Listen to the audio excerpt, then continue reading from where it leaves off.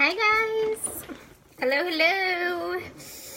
All right. Oh, this hair. All right. So I'm actually wearing my hair like this because, because I will be using my hair. I will be having my hair, sorry guys,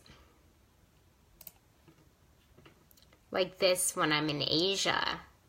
So, all right, sorry. I'm going to be sharing this on my public pages. 1 second, guys.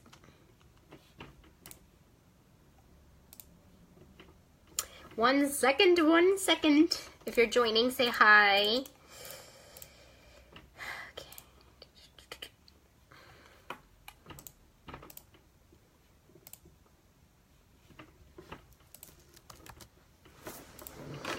All right, shared. Cool. Hi, guys. All right, let me go ahead and start. My name is Justine Luzzy. I'm a spiritual coach. I help people heal themselves, get aligned with their higher purpose, and live a more aligned life. And I help people get spiritually connected. So I do a bunch of different things.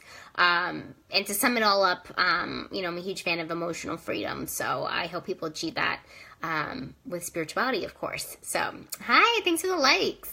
I'm also an empathic supporter. So, and I also do angel card readings. Guys, I do a ton of stuff. So, check out my website if you want to know more.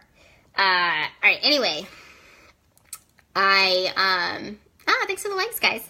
Guys, I wanted to talk about solitude and isolation today. Hey, Lindsay, how are you? Where are you from? I see new people are joining. Welcome, guys. Welcome. So I wanted to talk about isolation and solitude today. And I think it's really, really important to kind of see the difference. And to me, the difference really comes from intention. So I made some notes as usual, guys. But it's really all perspective-based, right? Because at the end of the day, they're really both the same thing. But like I said, there is one huge difference. It's Edmonton. Cool. There's one huge difference, and it really comes down to intention. So, like I said earlier, I'm an empathic supporter. I'm an empath, which means that I feel energy very deeply, and it's a little bit different when you are empathic. You are built differently. Your behaviors are differently. You think differently, feel differently, especially love differently. It's a whole new world over here being an empath, and unless you are one, you won't really understand it, but really it does come down to your neurological system, your central nervous system.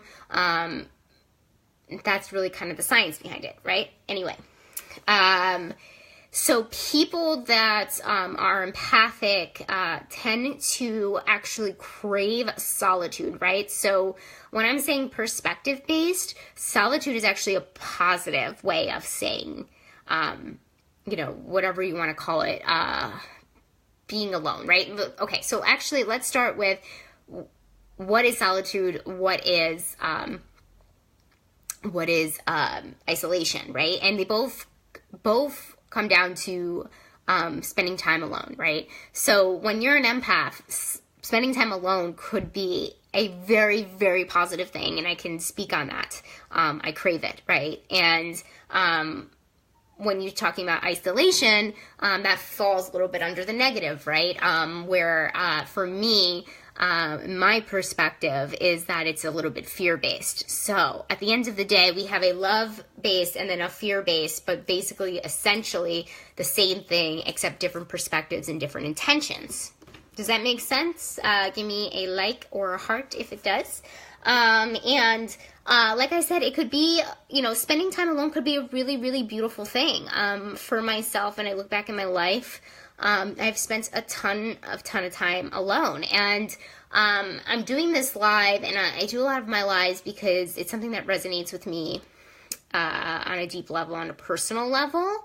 So, I've actually been told in my life that I isolate. But the truth is, as an empath, I am trying to get to a place of making sure my energy is protected, right? Because at the end of the day, what we're all really trying to do, empathic or not, is protect our energy. And that's really the reason why we do a lot of the things that we do. And that includes craving the solitude and being alone. And being alone, like I said, has so many benefits, like being connected to a higher self, finding out what you like, finding out, how you would love to spend a perfect day, just learning about yourself. And, I'm all about the self-improvement. So I think it's like a really, really good thing. Now, when you isolate, like I said earlier, it's really more about fear-based. What are you fearful of? Most of the time it's you are in a healing place when you isolate. You are in a place of, which is not really fear-based, right? When you're healing, it's just we tend to retract more than expand.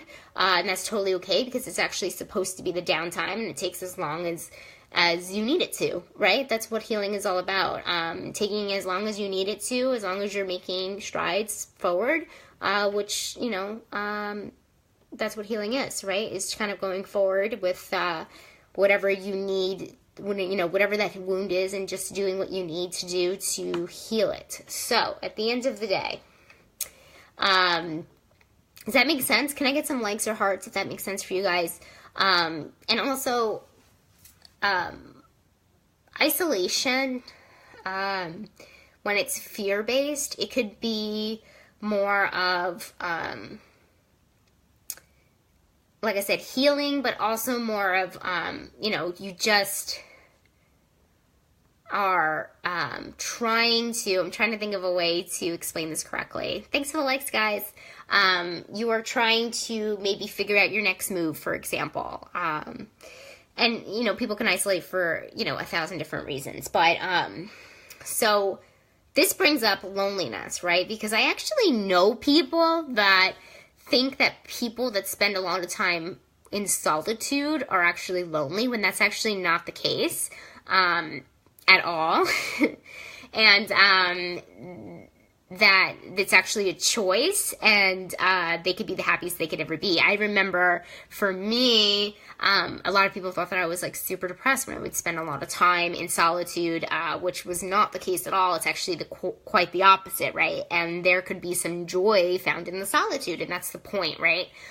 Because using the word solitude from that perspective, from that intention, that's a really, really good thing, because it falls under the positive emotion category, which is joy, bliss, all of those amazing things, right? So, and self-care, right? That's a positive. So, I think a lot of people think that it's a bad thing, and it's really, really not. And I guess I'm here to kind of break it down in that way. And you know what, too, guys, I want to make sure that you guys understand is that I don't think isolation is a terrible thing either.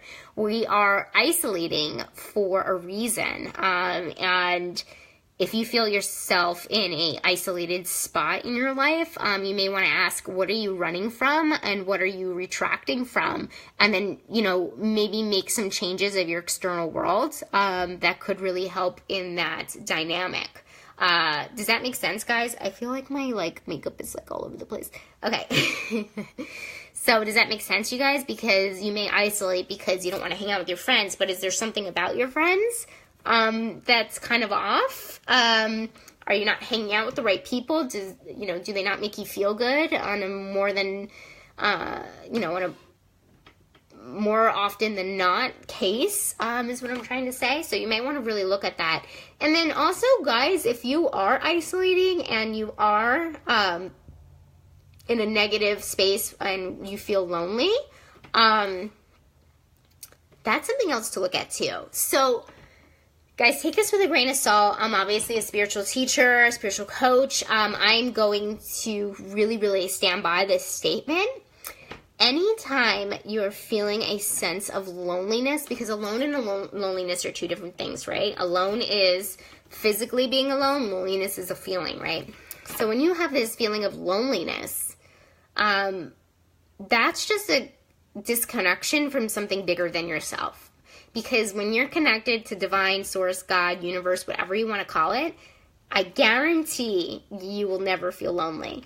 And I mean, I can put two and two together for you, but basically you feel like you have this companion at all times. You have a guide, you have, whatever you're connected to, so you never feel lonely. And that's kind of the point, right? Because we actually aren't alone. It doesn't matter how many times you're alone. I'm about to go to Asia alone. I don't think I'm going to feel lonely at all. I'm going to feel like I miss people, but I'm not going to feel like I'm doing it alone, because we're never doing it alone, guys. That's the whole point. And I guess that's what I mean by solitude and isolation. We're just never alone, period, at the end of the day.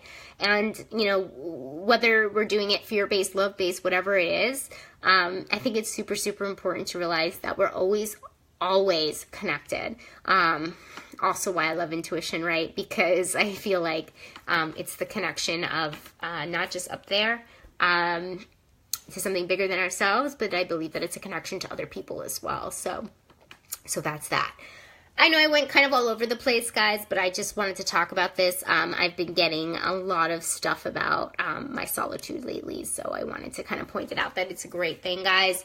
If you are in a place of isolation and you're noticing it and you don't want to be there, message me. Maybe we can talk. Maybe we can make some action steps, because I've been in a situation where I felt like I needed to be around more people, or I needed to be more social, or whatever it was, and I made action steps, but I wasn't sure if my action steps were the right steps, right? So I had to do some deep work there. Because if you're lonely and then you surround yourself with people just to surround yourself with people, you can get in a situation where you feel even more lonely, right? And oh my God, my earring just fell out. My earring just fell out. But I hope you guys really understand what that means, right? Because being surrounded by people that don't get you could just as much feel as lonely as being, isolated. So it's really, really important to surround yourself with the right people if you're feeling that type of feeling. So cool. Okay, I am going to sign off. I will be on tomorrow. This actually, I know yesterday I talking about starseeds today, but I'm actually going to talk about it tomorrow, because this solitude and isolation thing actually kind of coincides with it. So I'll explain tomorrow for sure. Okay, cool. I will be on tomorrow, guys. Bye.